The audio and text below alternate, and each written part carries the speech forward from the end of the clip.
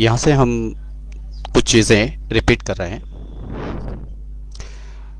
ये हमारा class online lecture ये system of medicine every Saturday Sunday free class होता है और डेमो क्लास होता है।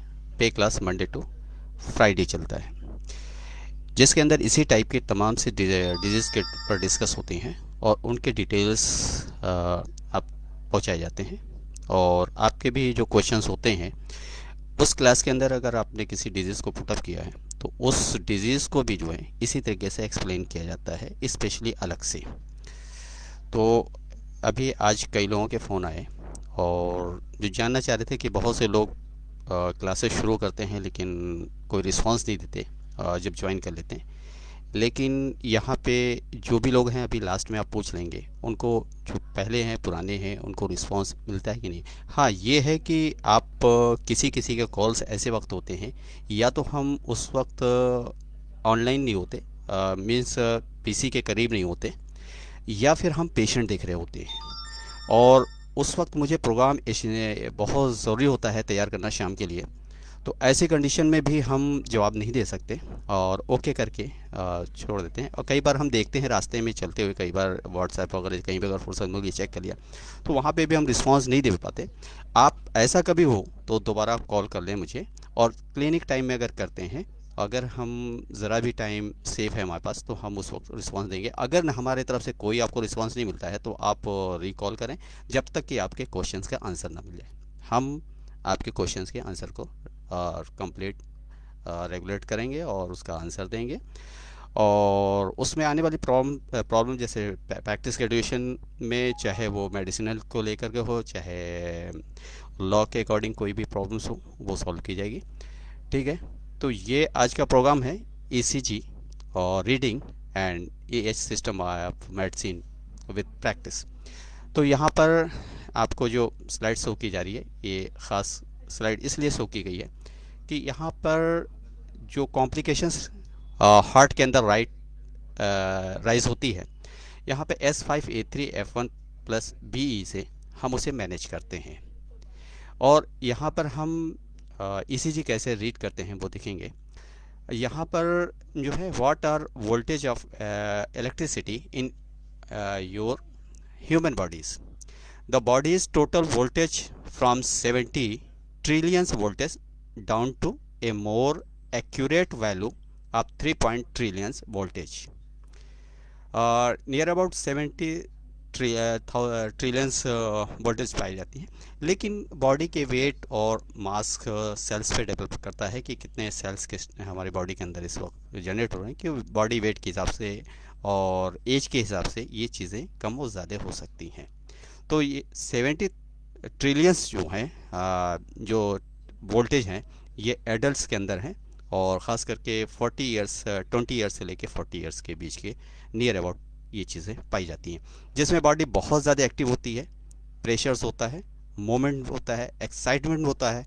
हम उसी तरीके से अपनी बॉडी को मूव करते हैं और चार्मिंग होती है, भाग दौड़ कर लेते हैं और थकान कम लगती है। तो ये इलेक्ट्रिसिटी और हम अपनी ये सिस्टम ऑफ मेडिसिन से किस तरह से बॉडी के अंदर मैनेज करेंगे, ये यहाँ पे हम लोग लर्न करते हैं इस ऑनलाइन लेक्चर ये सिस्टम ऑफ मेडिसिन में। The calculations is based on the following: the average membranes potential for the cell 70 millivolts और ओके। अब यहाँ से हम अपने मेन सब्जेक्ट की तरफ बढ़ते हैं, क्योंकि कुछ नए लोग रहे होंगे, इनको बायोलिटिकल एनर्जी क्या है उसके बारे में हमें थोड़ा सा शॉर्ट एक टिप्स दिया है।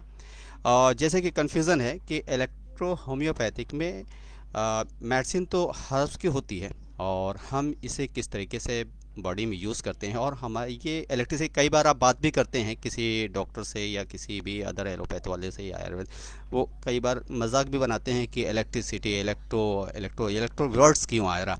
तो इलेक्ट्रो वर्ड जो आया है इस तरीके से आया है, बायोइलेक्ट्रिकल एनर्जी के थ्रू आया है, इंट्रासेलुलर बायोइलेक्ट्रिकल एनर्जी, जैसे कि हमने अपने नाम के साथ भी रख रखा है यहाँ पे, इंट्रासेलुलर बायोइलेक्ट्रिकल एनर्जी। तो ये मेन हमारा फोकस इस पे ट्रीटमेंट है, इंट्रासेलुलर बायोइलेक्ट्रिकल एनर्जी को मैनेज करना बॉडी के अंदर। नेगेटिव पॉजिटिव चार्ज जो हम पढ़ते ही हैं, दो ट्रिपल फेज में हमारी मेडिसिन होती है, एक नेगेटिव होती है, दूसरा पॉजिटिव होती है, तीसरा न्यूट्रल होती है। न्यूट्रल हमेशा नेगेटिव और पॉजिटिव को बैलेंस में रखता है, और इसी के इम्बैलेंस होने पर हमारे वहाँ डिजीज़ को कॉज माना गया है, चाहे वो ऑर्गन का कोई भी हिस्सा हो।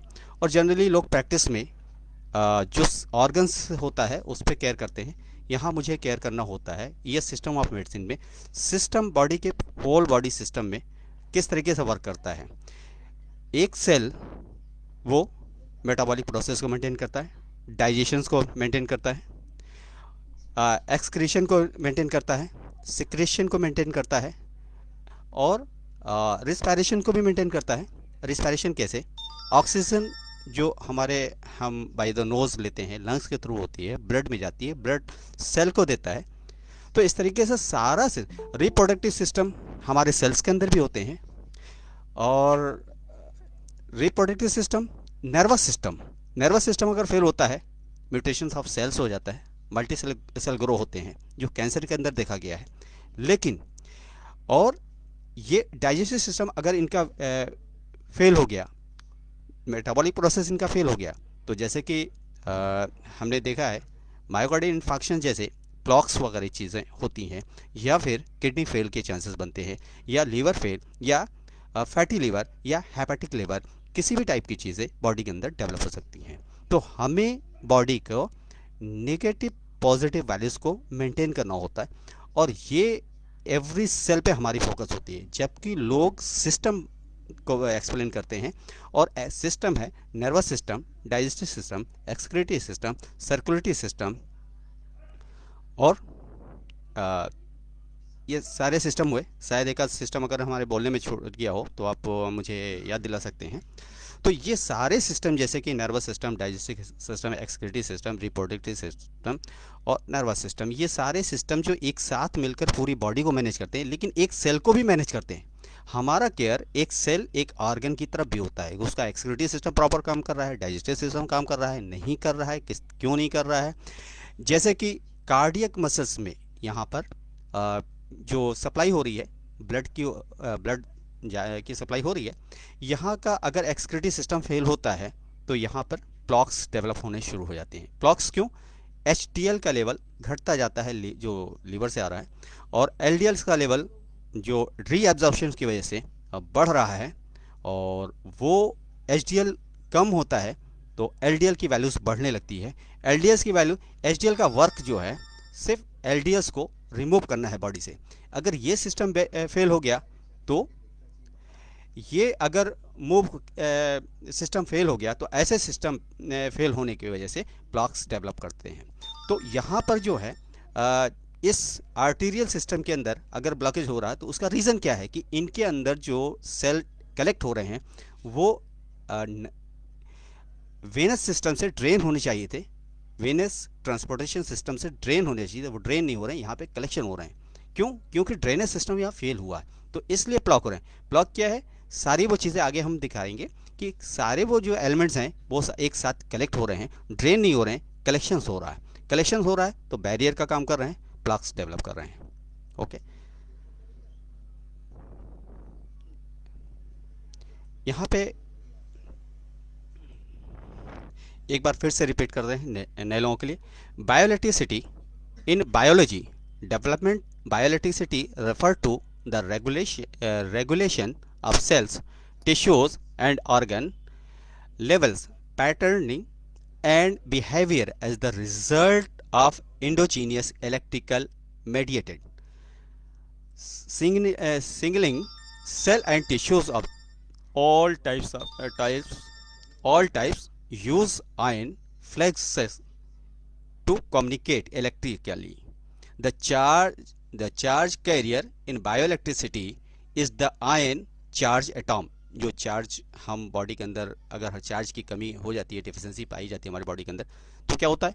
बॉडी नेगेटिव कंडीशन में वर्क करना शुरू कर देती है। नेगेटिव, यही नेगेटिव और पॉजिटिव हमारे ES सिस्टम ऑफ मेडिसिन के अंदर लिया गया है। या तो बॉडी ऑर्गन पॉजिटिव काम करेंगे या फिर नेगेटिव।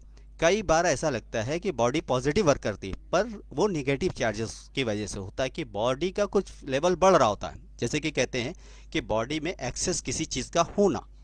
अब एक्सेस चीज़ का होना, ठीक है, ग्लूकोज एक्सेस हो रहा है, बॉडी के अंदर बढ़ रहा है, उसे रिमूव करने वाली जो चीज़ें हैं, अब इससे ग्लूकोज लेवल अगर बढ़ रहा है तो वहाँ पे हमारा ट्रीटमेंट क्या होगा? ट्रीटमेंट पॉजिटिव नेगेटिव होगा या पॉजिटिव? तो वहाँ पर अक्सर कन्फ्यूज़न होता है। ये डिजीज़ जो है जिसमें ग्लूकोज डेवलप हो रहा है वो ब्लड शुगर के अंदर, क्या ये नेगेटिव है या पॉजिटिव है? तो कुछ लोगों के आंसर होते हैं कि पॉजिटिव है, लेकिन यहाँ पे क्या होता है, यहाँ पर इंसुलिन का सिक्रेशन ब्रेक हो रहा है, रेजिस्ट हो रहा है। क्यों? क्योंकि पैंक्रियाज से इंसुलिन का सिक्रेशन नहीं हो रहा। तो हम यहाँ मेडिसिन कौन सी किस टाइप की सेलेक्ट करेंगे? Positive. Positive more than positive. More than positive किस तरीके से होगी? एक तो नॉर्मल रेंज पे ग्लूकोज फॉर्म में मेडिसिन बनाई गई थी, जो मैटी साहब ने भी यूज़ किया, एनएल सिन्हा साहब ने, और आगे जो लोग आए वो भी यूज़ किया। अभी थोड़ा सा पैटर्न चेंज हो गया। ग्लूकोज फॉर्म की जो मेडिसिन है वो D5 के रेंज में होती है। D5 के रेंज की नॉर्मल मेडिसिन होती है, जिसे आपने कई बार बुक्स में पढ़ा होगा कि जैसे कि आफ्टर मील्स 10 ग्लूकोज S10। तो अभी हम लोगों ने उसे पैटर्न को चेंज करके, क्योंकि ग्लूकोज फॉर्म में कई जगह पे सक्सेस नहीं होती है, जैसे कि कुछ ऐसी जगह होती हैं जहाँ पे मॉइस्चर बहुत ज़्यादा होता है, या बारिश के दिनों में ये सारे ग्लूकोज डिस्टिल वाटर बेस कम उसमें अल्कोहल रेक्टिफाइड स्पिरिट होने की वजह से आपस में मिक्स हो जाती हैं, चिपक जाती हैं, स्टिक हो जाती हैं। ऐसी कंडीशन में वो पैटर्न थोड़ा सही नहीं हो पाता कुछ जगहों पे जहाँ पे मॉइस्चर बहुत ज़्यादा होता है या बारिश के दिनों में। इसलिए हम लोगों ने D5 के रेंज की जो बजाय ग्लूकोज को वहाँ पे हम लोगों ने लिक्विड फॉर्म में रखा है। तो ये सा इसका पैटर्न जो है, हमने जो यहाँ पे देखा है, D5 के रेंज में अच्छा रिजल्ट मिलता है, और मेडिसिन भी कम यूज़ होती है प्रैक्टिस के अंदर, और इसका जो पैटर्न है यूज़ करने का, जैसे कि 1 ग्लूकोज पर 5 kg बॉडी वेट पे देते हैं, तो वैसे ही 1 ड्रॉप पर 5 kg बॉडी वेट पर हम ये ड्रॉप देंगे। 50 ml में 5 ड्रॉप ईच मेडिसिन, और इलेक्ट्रिसिटी जब भी देंगे 10 ड्रॉप्स करेंगे, जस्ट डबल रखेंगे। इलेक्ट्रिसिटी 1:47 में कुछ लोगों ने बनाया है, लेकिन पैटर्न D5 का ही रहेगा। D5 के अलावा कोई डाइल्यूशन नहीं यूज़ किया जाता। अगर करना चाहें तो कर सकते हैं, कोई बाउंडेशन नहीं है कि नहीं करना है, या बैरिएट किया गया है कि नहीं करना ही करना है, तो आपके ऊपर है, आप डाइल्यूशन में प्रैक्टिस करते हैं नहीं, वरना जनरली D5 में बनाई गई है। तो D5 की प्रैक्टिस में ज़्यादा डाइल्यूशन की ज़रूरत नहीं पड़ती है। हमें अभी तक 230 या 60 डाइल्यूशन हमने यूज़ नहीं किया, D5 जनरली यूज़ कर रहे हैं। और इसमें कैंसर, मायोकार्डियल इन्फार्क्शन और blood pressure, hypertension, sterility, impotency, ये सारी चीज़ों पे बेहतर अच्छा रिजल्ट मिलता है। तो यहाँ पर एक चीज़ और भी समझाते चलें, जैसे कि वेदर के हिसाब से हमारी मेडिसिनें फ्लैक्चुएट करती हैं, तो वहाँ भी कन्फ्यूज़न होता है कि अभी ठीक है, हमने ये रिज़ल्ट, तो हमें 4 महीने पहले पेशेंट आया तो उसको रिज़ल्ट अच्छा आया, लेकिन दूसरा पेशेंट आया उसको रिज़ल्ट आ नहीं रहा, रीज़न। तो यहाँ पर क्या है, अगर वो पेशेंट आया था कोल्ड का था, हॉट वेदर का था, समर का था, समर में आपने D5 दिया, या भी जो भी डाइल्यूशन हुआ उस मौसम के अकॉर्डिंग उसके बॉडी को सूट कर गया। लेकिन दूसरा जब दूसरा पेशेंट आया, आपने उसी सेम ट्रीटमेंट को दिया, लेकिन वेदर कुछ और था, वहाँ आपको, जैसे कि विंटर हो गया, वहाँ समर था, समर में वो मेडिसिन स्ट्रॉन्ग वर्क कर रही थी। जो नॉर्मल वैल्यू जो होती है D5 अगर आप दे रहे हैं समर में, तो वो एक पॉजिटिव रोल जाएगी, हाइपर एक्टिविटीज़ डेवलप करेगी, एग्रेवेशन ला सकती है और बेहतर रिजल्ट दे सकती है। अगर हम पेशेंट अकॉर्डिंग D5 के हुआ तो उस जो ड्रॉप ने दिया आपने दिया, तो अगर वही मेडिसिन उसी टाइप के पेशेंट को अगर हमने कोल्ड में दिया, विंटर कंडीशन में दिया, तो ऐसी कंडीशन में उसका रिजल्ट ना के बराबर आता, कई बार आता भी नहीं। तो वहाँ क्या करते हैं, या तो आप जो मेडिसिन दे रहे हैं उसे हॉट वाटर में कर दें कि 3 टाइम्स जो आप ले रहे हैं या 4 टाइम्स ले रहे हैं या 2 टाइम्स जो ले रहे हैं वो गर्म पानी में लें। लेकिन अगर आप चाहते हैं कि आपको रिजल्ट समर जैसा मिले, तो समर जैसा जस्ट डबल डोज कर दीजिए, जस्ट डबल डोज करेंगे, क्योंकि नेगेटिव है यहाँ पर टेम्परेचर कम हो रहा है, टेम्परेचर कम होता है तो इंटरनल टेम्परेचर एनर्जी ज़्यादा वेस्ट होती है, सेल को ज़्यादा वर्क करना पड़ता है, हीट डेवलप करना पड़ता है। तो ऐसी कंडीशन में जो हमारी मेडिसिन जाती है वो ना के बराबर हो जाती है। तो यहाँ पर हम टेम्परेचर को भी मैनेज करते हैं, जोग्राफिकल कंडीशन को मेंटेन करते हैं। कई बार कोई पेशेंट होता है कहीं से आ रहा है, उसका मकान या जहाँ पे रहता है वो प्लेस जो सी लेवल है हमारे अर्थ का, उससे काफ़ी नज़दीक है या काफ़ी दूर है। आपने मेडिसिन दी, मैनेज कर गई, लेकिन ऐसी कंडीशन में मैनेज कर गई, लेकिन एक दूसरा पेशेंट आया जो कहीं हिल्स स्टेशन पे रहता है, या वो थर्ड फ्लोर या फोर्थ फ्लोर या फिफ्थ या टेंथ किसी फ्लोर पे रहता है, जो ज़मीन से उसकी डिस्टेंस बहुत ज़्यादा होती है। आपने क्लिनिकल उसको दिया ट्रायल मेडिसिन, वो मेडिसिन लेके गया, सक्सेस रहा, क्योंकि आपकी क्लिनिक ग्राउंड बेस पे थी, ग्राउंड में। ऐसी कंडीशन में जब वो वहाँ गया, आपकी मेडिसिन लिया, तो फ़ौरन फ़ोन आया, सर आप मुझे कॉम्प्लिकेशन बढ़ रही है, तो जिसको भी मैनेज करना है। तो ऐसी जगह पे इस मेडिसिन की फंक्शन काम करने की कैपेसिटी बढ़ जाती है, जहाँ पे टॉप पे जाते हैं। इसीलिए कई बार अगर पुरानी किताबों को लोगों ने स्टडीज़ किया होगा, एन एल सिन्हा साहब की किताबों को स्टडीज़ किया गया, या बलदेव प्रसाद सक्सेना की किताबों का, या फादर मुलर्स की बुक्स का स्टडीज़ किया होगा, तो ऐसे स्टडीज़ में वहाँ पर थिएटर क्लास की भी कई जगह पे बुक में ये चीज़ देखी गई है। तो ऐसी जगहों पे उन्होंने कहा है कि वो जैसे हिल्स स्टेशन पे जा रहे हैं, खास करके एन एल सिन्हा में साहब में कई बार हमने इस चीज़ को पढ़ा है।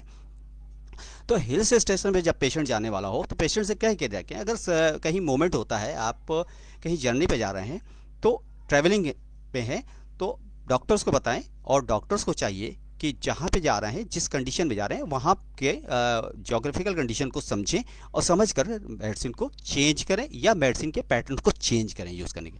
अब जैसे कि कोई भी है, आपने D5 में बनाया और वो किसी हिल्स स्टेशन पे गया है, चलिए कश्मीर चला गया, अब वहाँ पे उसको एग्रेवेशन आने की जरूरत है, क्योंकि वहाँ पे ऑस्मोसिक प्रेशर बहुत ज़्यादा है, जो प्रेशर है बॉडी पे वो बहुत ज़्यादा पड़ रहा है। ऐसी कंडीशन में आपने अगर डाइल्यूशन 3 दिया है तो भी वहाँ पे पॉजिटिव रोल करेगा। अब क्या करना है, आपने तो दे दिया, या D5 दे दिया, वो भी आपने दे दिया।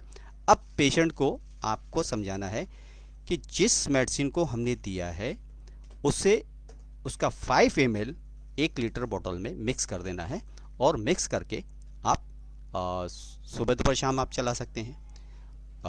एक एक कप पिला सकते हैं 1 लीटर का, या फिर आप 5 ml या 10 ml भी दे सकते हैं। तो इस तरीके से मैनेज करना पड़ता है, फिर रिज़ल्ट अच्छा मिलता है। ये एक्सपीरियंस मुझे गुजरात में आकर हुआ, क्योंकि यहाँ पर कभी हिल्स स्टेशन से लोग पेशेंट आते थे, कभी महाराष्ट्र से भी आते थे। तो वहाँ पे सी लेवल्स, और सूरत में भी सी लेवल्स अलग अलग हैं। यहाँ पे मल्टी स्टोरीज बिल्डिंग है, तो वहाँ पे भी हमने देखा क्लिनिक के अंदर हम जो मेडिसिन देते हैं उसका रिज़ल्ट बहुत अच्छा होता है, लेकिन जैसे ही वो पेशेंट घर पे जाता है वहाँ से फ़ोन करता है, सर मेडिसिन पी के घबराहट हो रही है। तो ऐसी कंडीशन में फट से यही चीज़ है, उसे कहते हैं ठीक है मेडिसिन अभी रोक दो, और फिर इस फार्मूले से उसे बुला करके या फिर उसको समझा देते हैं कि इस तरीके से आप इसको कर लो। तो या अच्छा, अगर घबराहट हो रही है, कोई भी कॉम्प्लिकेशन राइज कर रही है, तो हमारी मेडिसिन में विनेगर और लेमन, साइट्रिक्स जो एसिड वाली चीज़ें हैं वो मना की गई हैं। तो ऐसी कंडीशन में हम कहते हैं कि उसे आप यूज़ कर लो, 1 लेमन या हाफ लेमन उसे पी लेना चाहिए। किसी को भी एग्रेवेशन हो, फट से एग्रेवेशन निकल जाता है, ख़त्म हो जाता है। तो यहाँ पर हम इलेक्ट्रिसिटी की बात कर रहे थे, लेकिन कुछ ये चीज़ें अक्सर हम ग्रुप में देखते हैं, लोग क्वेश्चंस डालते रहते हैं, उसका जवाब हम नहीं दे पाते, और वो जवाब हम ज़्यादातर जो हमारी नज़र में आ जाता है ग्रुप के अंदर चीज़, वो इसी क्लासेस के अंदर हम देने की कोशिश करते हैं। ये कई बार हमने जवाब दिया है, आज भी एक बार दिया है, नए लोगों के लिए फ़ायदेमंद। And an electric current and field is a generated where net ion flux occurs endogenous electric current and field, ion fluxes, and difference in resting potential across tissues comprise an ancient and highly conserved communicating and signaling system.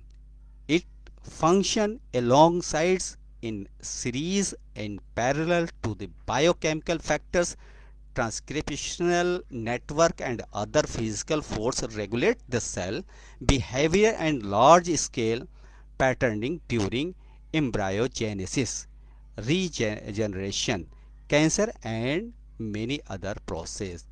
ये and other physically force regulated the cell, अगर ये sales physically regulate हो रहा है, sales behaviour change हो रहा है, अगर पॉजिटिव सेल्स के अंदर म्यूटेशंस हो गया और वो मल्टीपल ग्रो करने लगे, तो ये क्या हो गया, वहाँ पे एनर्जी ज़्यादा प्रोड्यूस हो रही है, सेल्स को ज़्यादा फॉर्म कर रही है, और वो खुद ब खुद जो, अगर इसकी थ्योरी बहुत लंबी हो जाएगी, वहाँ नहीं जा रहे हैं, कैंसर में ही वो स्टडीज़ कर सकते हैं कि किस तरीके से हमारे सेल्स बार बार ग्रो करते जाते हैं। तो उन्हें हम क्यों कंट्रोल कर पाते हैं, क्योंकि हम नेगेटिव पॉजिटिव बेस पे चलते हैं, बायोलिटिकल एनर्जी, इंट्रासेलुलर बायोलिटिकल एनर्जी बेस पे काम करते हैं। तो इस वजह से हम क्रॉनिक केसेस, इनक्योरेबल डिजीज़ को क्योर कर पाते हैं। ओके, तो यहाँ पर हो गया। अगर किसी को कोई क्वेश्चन इसमें बायोलिटिकल एनर्जी के बारे में अगर किसी को कुछ क्वेश्चंस हैं तो पूछ सकता है। हम मेन फोकस कर रहे हैं जो हमारा मेन सब्जेक्ट है।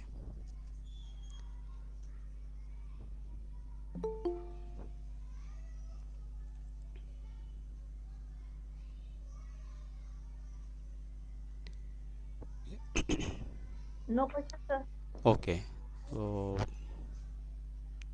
पिछली बार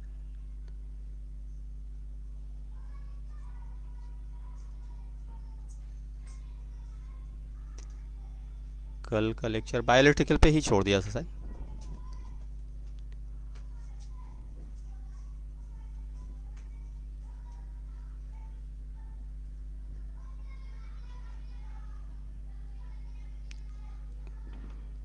थोड़ा कंफ्यूज हो रहे हैं, कल कहाँ से हमने ड्रॉप किया था क्लास, वहाँ से ही लेना है। थोड़ा कंफ्यूज हो रहे हैं स्लाइड में, क्योंकि दिन में कई बार देखा है तो कंफ्यूजन हो रहा है। जो आपको कल के लोग हैं वो बता सकते हैं कल कहाँ तक स्लाइड हो गई थी। ये स्लाइड बाकी थी। बायोलिटिकल एनर्जी तो हमने पढ़ाया था, उसके बाद आगे क्या, ये या ये?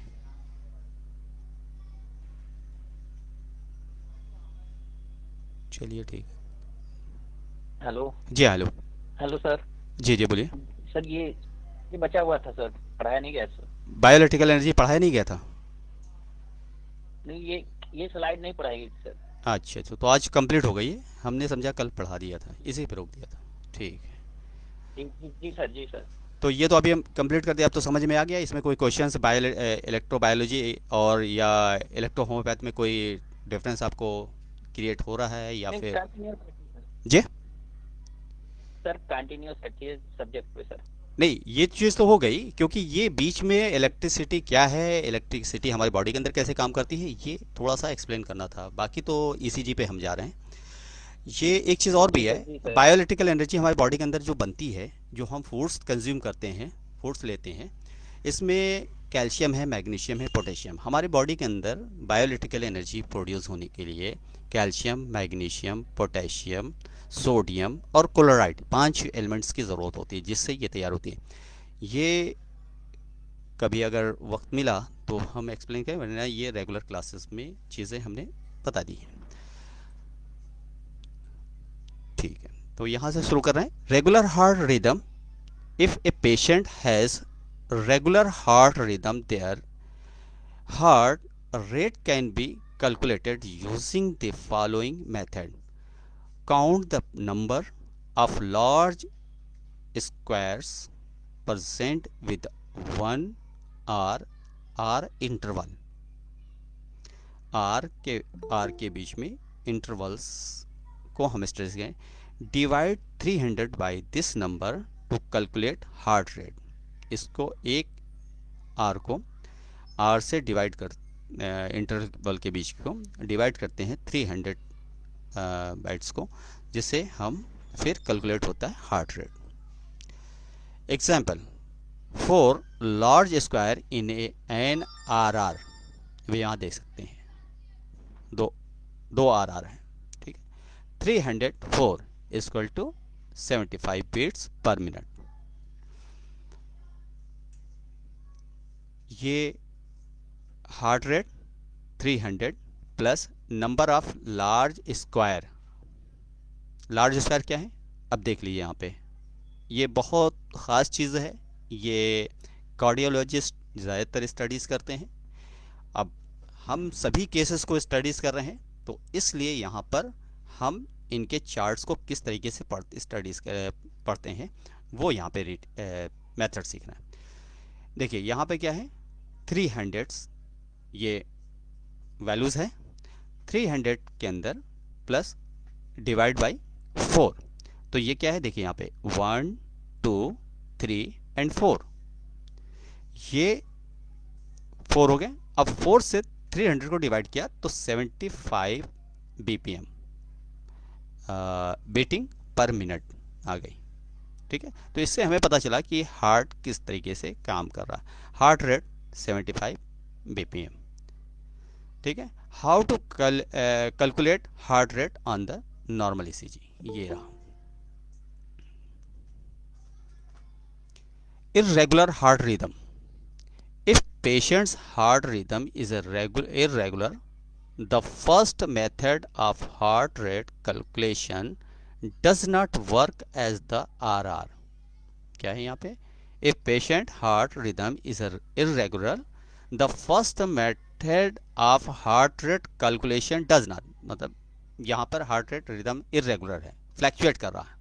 अब क्या है, फर्स्ट मेथड जो अभी इससे पहले मेथड देखा गया of heart rate calculation does not work as the R interval differs कर रहा है significant throughout the ECG. As a result you need to apply different method. अब डिफरेंट मेथड यहाँ पे देख लेते हैं। Count the number of complex on the rhythm strip. Each rhythm strip is a typically 10 second long. Strip जो निकलती है, पट्टी जो निकलती है, उसको क्या कहते हैं, count the number of complex on the rhythm, जो कॉम्प्लेक्स रिदम है। Strip, each rhythm strip is a typically 10 second, एक 10 सेकेंड लेता है long. Multiply the number of complex by 6, multiply कर देंगे कितने, द नंबर ऑफ 6, किसको, count of the number of complex on the rhythm strip. Multiply 6 given you the average number of complex in 1 minute. इससे 10 into 6 कितना हुआ, 60 second. 60 second का क्या हुआ, 1 minute. Average number of complex in 1 minute. Clear हुआ। Example, 10 complex on a rhythm strip, 10 into 6 is equal to 60 beats per minute। Okay, 10 complex हैं जो are उसको रिदम को स्ट्रिप को नोट कर लिया और उसमें 6 से डिवाइड किया, multiple number of complex by C 6। Okay, step 2, heart rhythm. A patient heart rhythm can be regular or irregular. Irregular rhythm can be either irregular rhythm can be either regular irregular. For example, recurrent pattern of irregularity क्या है, for example a recurrent pattern of irregularities। irregular, for example complete disorganized। mark out several consecutive RR interval on a piece of paper। जितने भी piece निकले हैं paper के वो RR interval उसके देखते हैं क्या है। The move the along the rhythm strip to check if subsequent intervals are similar। सब एक सिमिलर। यहाँ पे hints, if you are suspicious that there is some arterioventricular blockage AV block, map out the arterial rate and the ventricle rhythm separately। For example, mark the P। waves and r waves. As you move along the rhythm strip, you can then see if the pr interval changes. pr के बीच में interval changes. If qrs complex are missing, or if there is a complete dissociation between the two.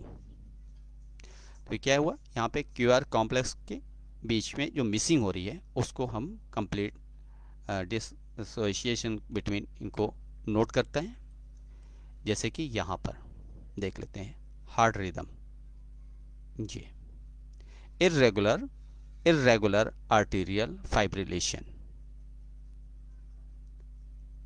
Major R intervals, assess if the rhythm is irregular first। देख सकते हैं lateral anterior septal condition, lateral inferior, ये V R जो position है यहाँ पे देख सकते हैं, inferior अंदर की तरफ, लेटरल और अंटीरियर सेप्टल यहाँ पे देख सकते हैं। AVL V5 V6, AVR reciprocal changes, AVL AVF third AVF position है यहाँ पे रिदम की। Second inferior system, second AVR की पोजीशन किस तरीके से डिस्टर्ब हो रही है, AVR। Third AVL AVF V2 and reciprocal leads, यहाँ पे STEMI ST elevation in two contiguous leads, primary process, reciprocal changes ST depression and T wave change, depression की कंडीशन में प्राइमरी प्रोसेस और here lateral leads first AVL, ये here inferior leads third AVF। Secondary process, primary process है, ये secondary process है। Ischemia T wave, ischemia के की condition में यहाँ पर इस तरीके से ST एलिवेशन इंजरी, जब कार्डियक इंजरी होगी इस तरीके से वेव चेंज होंगी। क्यू वेव इन्फॉर्क्शन की पोजीशन पे, ये आप देख रहे हैं यहाँ पे इंजरी की कंडीशन में, और यहाँ पे चेंजेस देख सकते हैं। अब अगर यहाँ पर इस्चेमिया आता है तो ये फर्स्ट पोजीशन है नॉर्मल, सेकंड इस्चेमिया है, थर्ड रेस्ट ऑफ डे है, और 6-7 पोजीशन पे तो इस्चेमिया है तो A3 और A3C5B देंगे तो उसमें आराम हो जाएगा। कोशिश करते हैं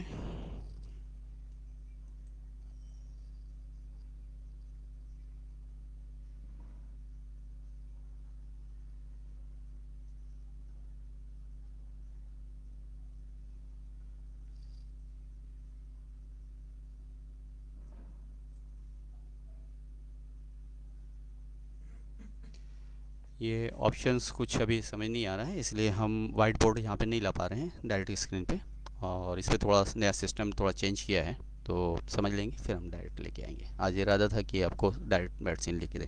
नोट कर लें आप medicine C5 C5 anti inflammatory work करती है और कंजेशनल भी काम करती है। A3 C5 और B इस्कीमिया के ड्यूरेशन में अगर हम देते हैं तो पेशेंट को आराम मिल जाता है।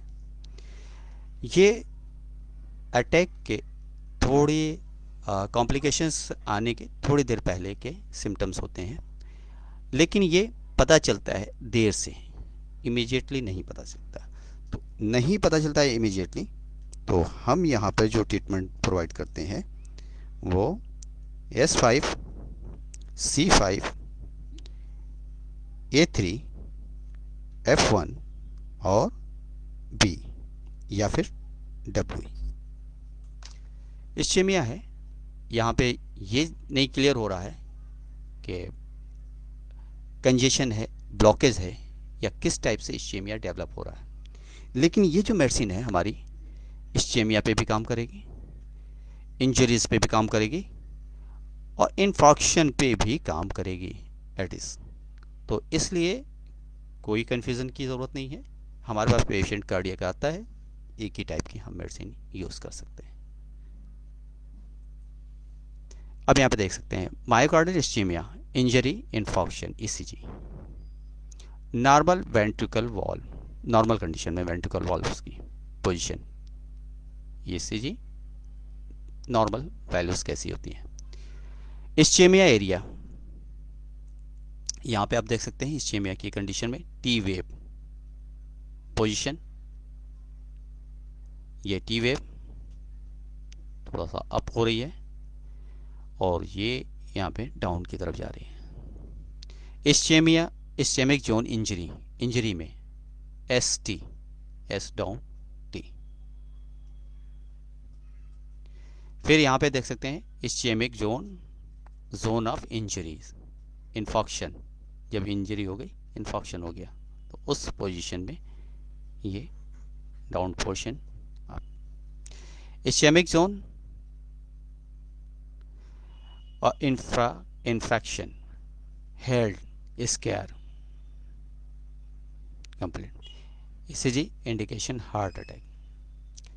यहाँ पे time normal basal, level involvement 1, V1 और V2 के बीच में डिफरेंस, सेकेंड। फिर पोजीशन, मिनट जब ये अटैक हो रहा है, जब पोजीशन चेंज हो रही है उसके बाद नॉर्मल पेस है। सेकेंड कंडीशन, जब अटैक हुआ, फंक्शन चेंज हुआ, उस कंडीशन में हम ईसीजी की position. Evolution of myocardial infarction की शुरुआत जब हो रही है, मिनट्स में ये पोजीशन आएगी, थर्ड पोजीशन आ जाएगी। आवर 1 घंटे बाद ईसीजी की रिपोर्ट इस टाइप से चेंज होगी। डेज 1 दिन पूरे होने के बाद जो है फिर ये पोजीशन डेवलप हो जाएगी इंटरनली। वीक फिर ये पोजीशन आएगी और ईयर में कंटिन्यू ये चीज़ बढ़ती जाएगी। ये देख रहे हैं वेव धीमे धीमे ये चेंज होता जा रहा है, ये वैल्यूज V1 और V2 के बीच की। ये यहाँ पे दूसरे तरीके से फिर हम देख सकते हैं R wave, Q wave formation, Q wave involution, normal में इस तरीके से। अब यहाँ पे देख सकते हैं जो प्लॉक्स डेवलप किया गया है, किस तरीके से आर्टरीज के अंदर प्लॉक्स डेवलप है, और ये हमारे हार्ट के पोजीशन। ये ब्लर है, थोड़ा सा क्लियर नहीं हुई। यहाँ पे हम देख सकते हैं risk factors, STN, hyperlipidemia, hyperglycemia, smoking etc। Risk factors इसके लिए, प्लॉक्स के लिए। Reactive O2 oxidation of LDL, reactive O2 के साथ ऑक्सीडेशन LDL लेवल्स का इंक्रीज करना। एंडोथेलियम डिसफंक्शन,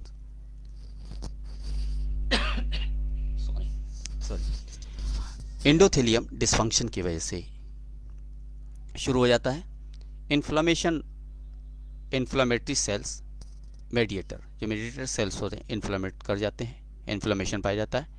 इसके अंदर आर्टरीज के अंदर पोजीशन देख रहे हैं, T cells, platelets, fibrous cap, lipid rich pole,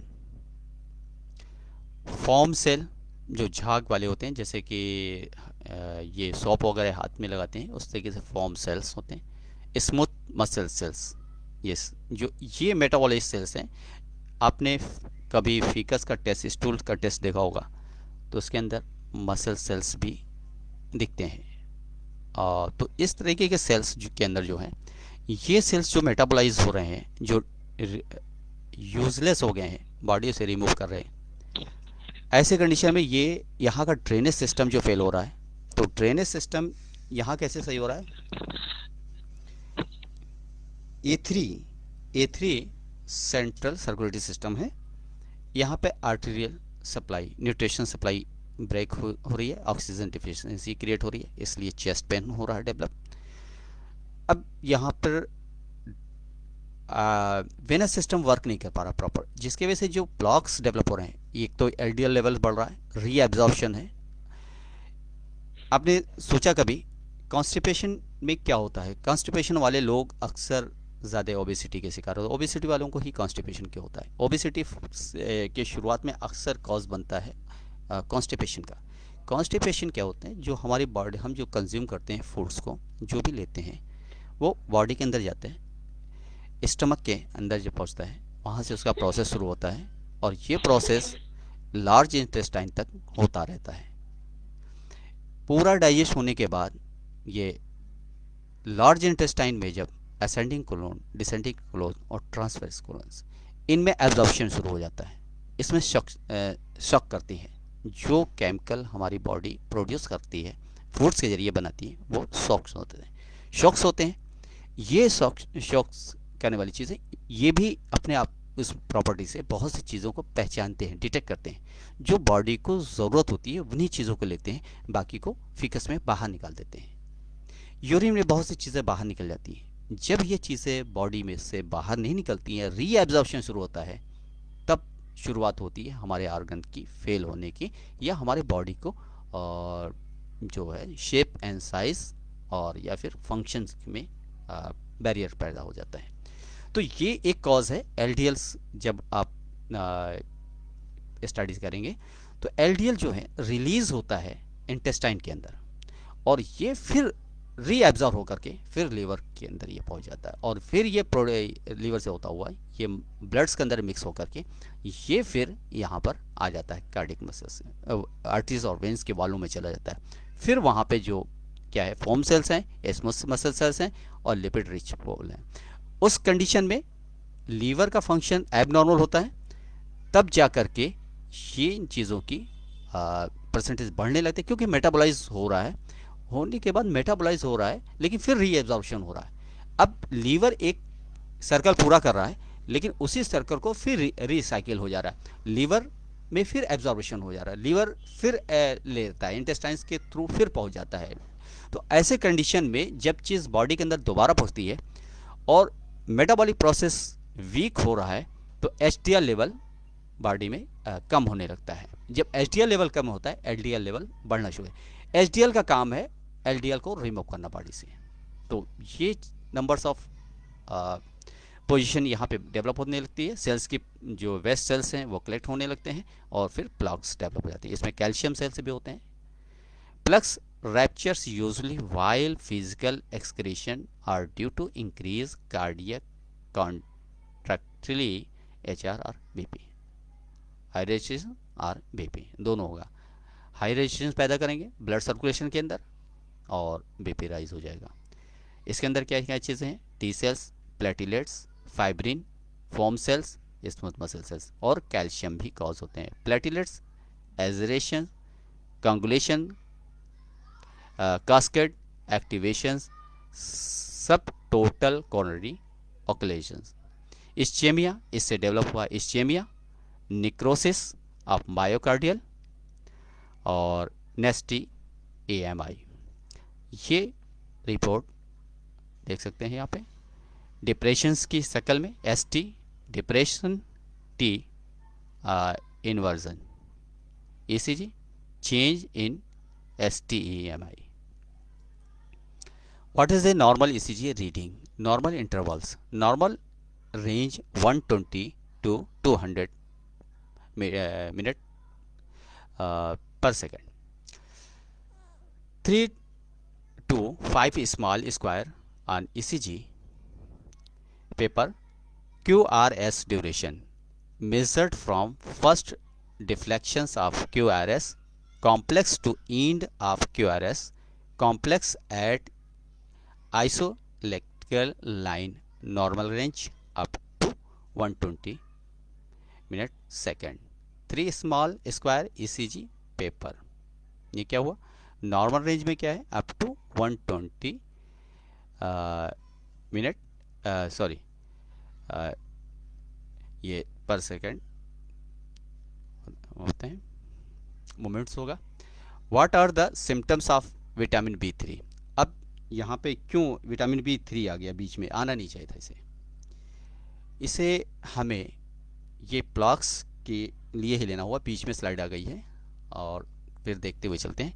what are the symptoms of vitamin B3 deficiency. Vitamin B3 deficiency symptoms include fatigue, indigestion, nausea, vomiting, diarrhea, mouth sores or swelling, bright red tongues, poor circulation and depressed mood, cracked scale skin that highly sensitivity to the some is another symptoms of vitamins B3 deficiency. तो ये vitamin D थी, लेकिन vitamin D3 यहाँ आया कैसे, यहाँ थोड़ा मेरे सेट करने में दोबारा इसको स्लाइड्स को चेक नहीं किया, जिसकी वजह से ये ऊपर में आ गया, इसे नीचे आना चाहिए था. तो यहाँ पर हम देख सकते हैं हाउ टू गेट. अब यहाँ पे टोटल प्रोसेस उल्टा ही हो गया यहाँ पे, इसको हम बाद में स्टडीज करते हैं. Arterial block is a made of material the inter the arteries wall from the blood stream. This includes fat, ये नॉर्मल है, ये coronary arteries with plaque buildup है. क्या है इसमें, form the blood stream. This include fat, cholesterol, calcium. देखिए यहाँ पे आ गया कैल्शियम. कैल्शियम क्यों हो रहा है, कैल्शियम मेटाबॉलाइज हो रहा है, लेकिन ये वेस्ट होना चाहिए, बॉडी से बाहर निकलना चाहिए, या बॉडी से बाहर नहीं निकल रहा है, रिसाइकिल में बार बार बॉडी को अंदर वापस आ रहा है. तो यहाँ पे ये चीज़ बढ़ रही है, और कोलेस्ट्रॉल जो लेवल LDL का बढ़ रहा है, ये मिल जा रहे हैं आपस में. वेस्ट प्रोडक्ट फ्रॉम सेल, अभी यहाँ पे देखा आपने, waste product from cell and clotting agent called fibrin. Clotting agent क्या है, ये फाइब्रिन हमारे जब हाथ कट जाता है, कभी आपने देखा होगा फॉरन जम के स्क्रैच पड़ जाता है, वहाँ पे फाइब्रिन निकलता है और उसे फिल कर देता है. तो ये फाइब्रिन इंटरनली इस चीज़ को डेवलप कर रहा है.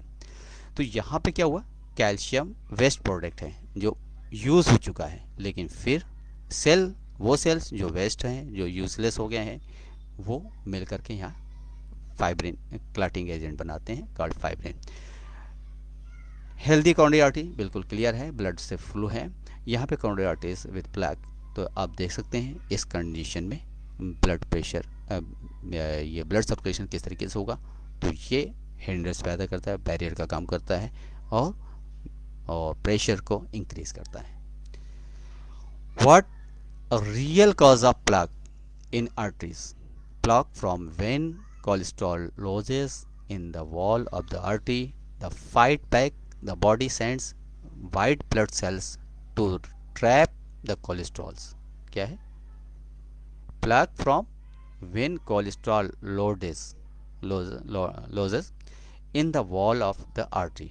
वॉल, जो आर्टरी की वॉल होती है, जो दीवारें होती हैं, जैसे कि हमारा, अगर किसी ने फेसबुक पे देखा होगा या इस पे भी हमने डाल रखा है, आर्टरीज के किस तरीके से आर्टरी बन रही है, उसमें मेडिसिन अलग अलग तरीके से किस तरीके से यूज़ हो रही है. और यहाँ पे मुझे याद नहीं था, नहीं तो यहाँ पर वो स्लाइड को हम ऐड कर देते तो समझने में आसानी होती. तो ये वॉल जो है loads in the wall of the artery, वहाँ पे वॉल, जो आर्टरी की वॉल होती है, वहाँ लोड हो जाता है, वहाँ पे डेवलप हो जाता है. To fight back the body send white blood cell, और फाइट ब्लड जो है, बॉडी जो फाइट करती है, बैक करती है, the body sends white blood cells to trap the cholesterol, trap करने के लिए कोलेस्ट्रॉल्स को, which then turn into foam cells को that owes more fat and cause more inflammation. जितने ज़्यादा फैट होंगे इन्फ्लामेशन उतना ज़्यादा. That triggers muscle cells in the artery wall to multiple and from cap over the area को cover कर देते हैं.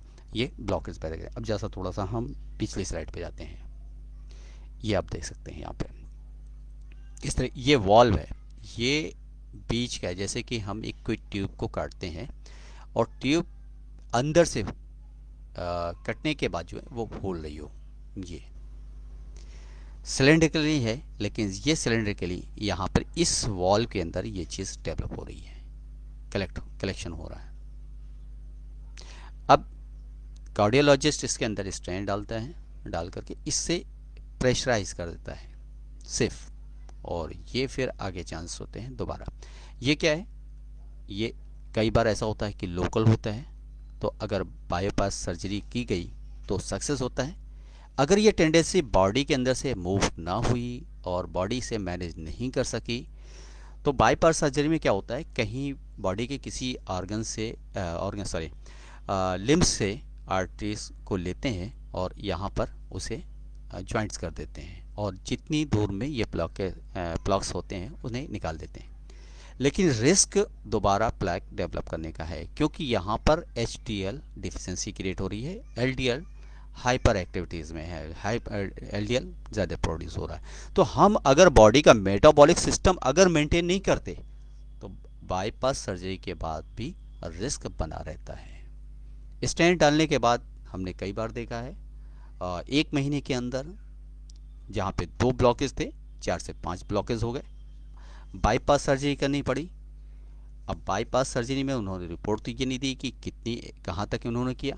अब 5 अगर कार्डियक प्रॉब्लम्स हुई हैं 5 जगह पे, तो माइनर जो होती है अक्सर लोग उसे छोड़ देते हैं, और जो मेजर होती है जो पूरी तरह से ब्लॉक कर गई है उसे वहाँ पर चेंज कर देते हैं आर्टरीज को. तो इस तरीके से ये पूरा ट्रीटमेंट होता है सर्जिकल.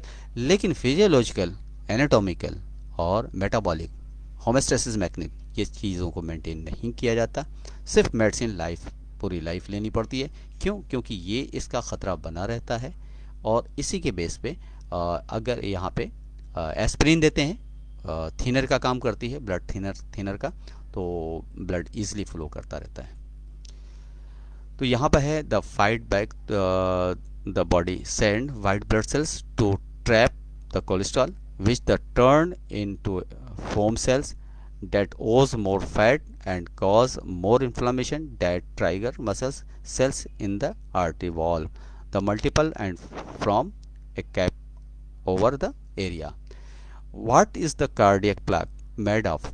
यहाँ पे हमने क्वेश्चंस को लिया है, और ख़ास करके आप सभी लोगों के लिए, रेगुलर क्लास में है और या फिर डेमो क्लास के हैं, सभी के लिए ये क्यों होता है एक क्वेश्चंस है, और बनता किस तरीके से, उसके मटेरियल्स क्या होते हैं. प्लैक्स फैटी डिपॉजिट. सबसे पहले प्लैक जहाँ पे आएगा हम ये मान लेंगे ये होता है, फैक्ट है, फैटी डिपॉजिट. यहाँ पे फैट जमा हो रहा है, जैसे built up in your arteries is called arteriosclerosis. इसे आर्थेरियोस्क्लेरोसिस का नाम दिया गया है. These deposit are made up of cholesterols. पहले नंबर पे कोलेस्ट्रॉल्स होता है जिसमें LDL का रोल होता है, HDL नेगेटिव पोजीशन पे होता है. जब हम S5 देते हैं मायोकार्डियक ट्रीटमेंट के अंदर, या S10 देते हैं, S10 तो हम after meals, S1 before meals हम हमेशा यूज़ करते रहते हैं. क्यों यूज़ करते हैं? S1 हमारा होमेस्टेसिस मैकेनिज्म, ऑटो इम्यून सिस्टम भी फेल होने की वजह से ये प्रॉब्लम्स क्रिएट हो सकती हैं. मेटाबॉलिक प्रोसेस फेल होने की वजह से भी ये प्रॉब्लम्स हो सकती है. सेलुलर इंट्रासेलुलर मेटाबॉलिक सिस्टम भी फेल होने की वजह से ये चीज़ें फेल हो जाती हैं. जब S1 हम देते हैं तो बॉडी का पूरा इंट्रासेलुलर सिस्टम को के टॉक्सिन्स को, जो यूजलेस चीज़ है, बॉडी से निकालना शुरू कर देती है. तो जब हम ट्रीटमेंट देते हैं तो यूरिन पास होना शुरू हो जाता है, ज़्यादा होता है, कई बार पेशेंट शिकायत करता है. और कई बार ऐसा होता है कि प्यास बहुत ज़्यादा है, थ्रस्ट, पानी की ज़रूरत ज़्यादा होती है. पानी की ज़रूरत इसलिए ज़्यादा होती है कि बॉडी के अंदर, बॉडी को काम करने के लिए वाटर की ज़रूरत होती है, पानी की ज़रूरत होती है। तो ऐसी जगह पे सेल्स को जो टॉक्सिन को रिमूव करने के लिए वाटर ही रिसोर्सेज बेहतर है। वाटर रिसोर्सेज अगर है, बॉडी के अंदर सफिशिएंट वाटर है, तो इस कंडीशन में ब्लड का सर्कुलेशन नॉर्मल होगा। ब्लड का सर्कुलेशन नॉर्मल होगा, इंटेस्टाइन में ड्राइनेस जो है वो ख़त्म होगी, फेकस इजी पास होगा, कॉन्स्टिपेशन रिमूव होगा, प्रेस्पायरेशन ईजिली होगा, और ये इंटेस्टाइनल फंक्शन भी प्रॉपर होगा।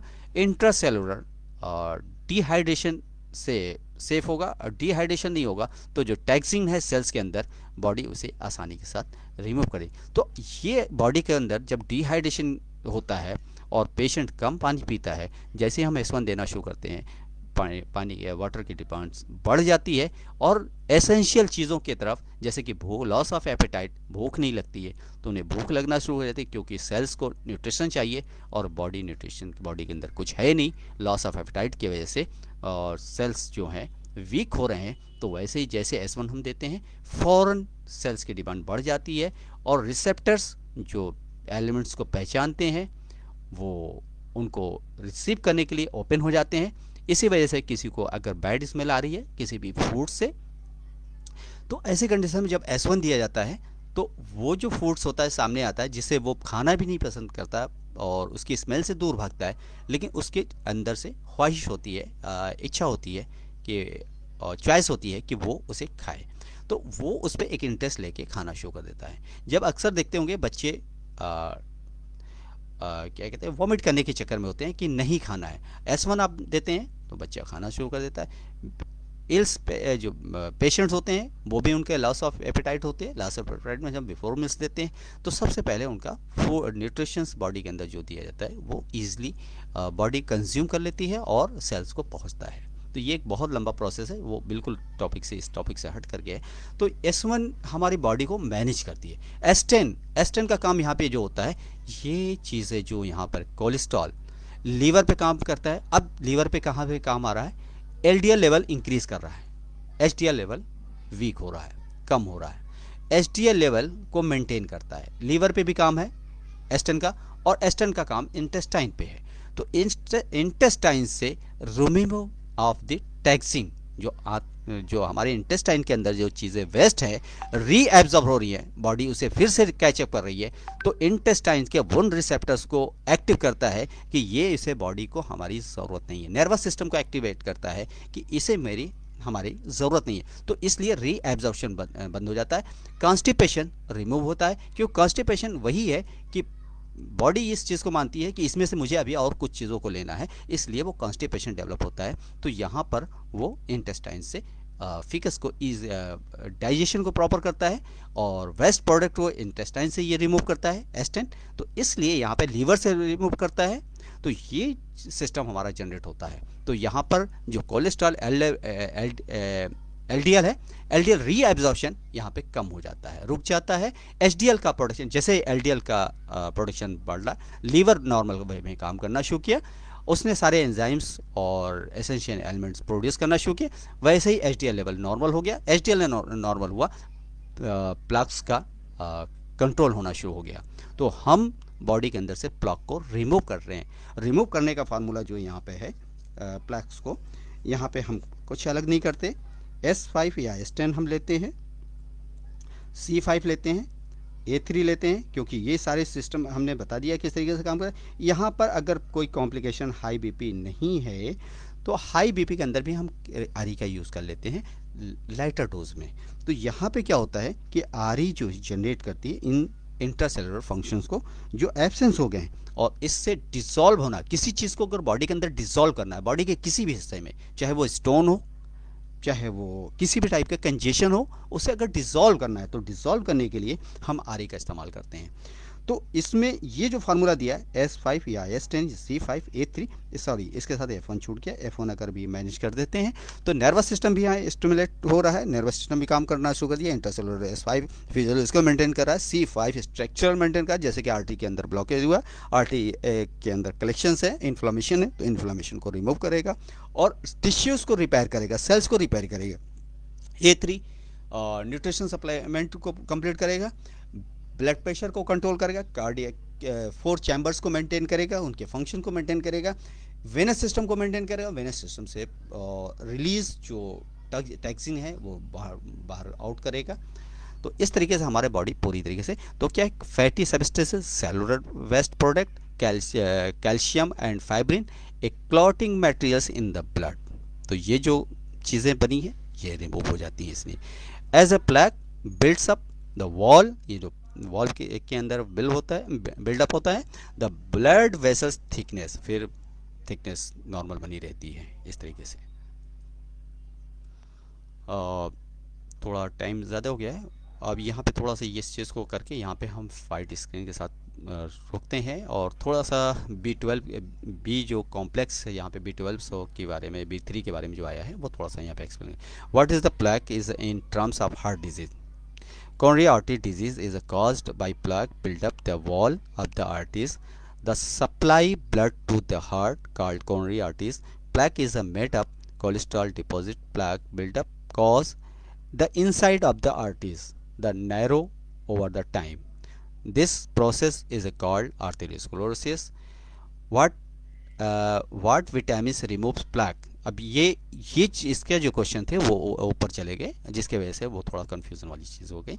What vitamin remove प्लैक्स from arteries. अब यहाँ पे विटामिन कौन सी है, तो हम ट्रीटमेंट के अंदर पेशेंट्स को विटामिन जो एसेंशियल है उसे लेने के लिए कहते हैं, और हो सके तो हम चला भी सकते हैं। चलाते क्यों हैं, क्योंकि जब हम preventive and social medicine studies करते हैं तो WHO की गाइडलाइंस में हमें वैक्सीनेशन करवाना होता है पेशेंट्स का, कंपल्सरी है।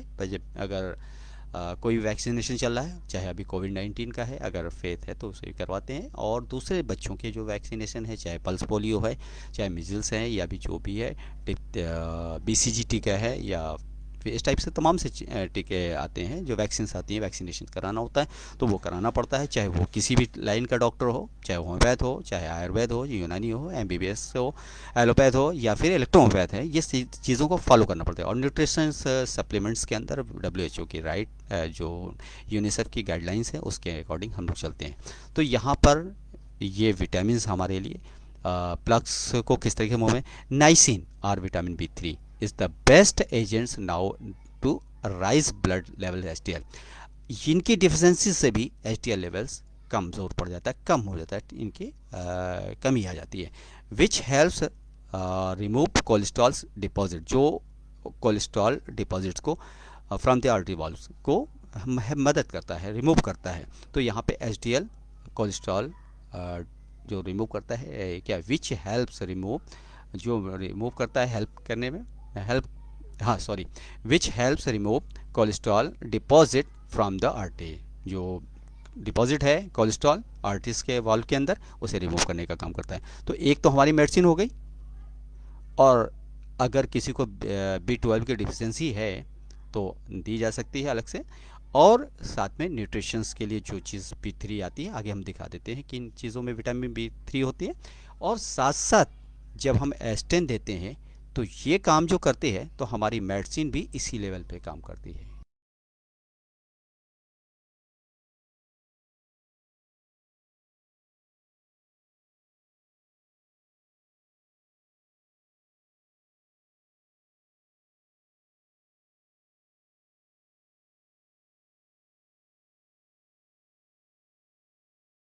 में डिफिशेंसी क्रिएटेड हो जाती है।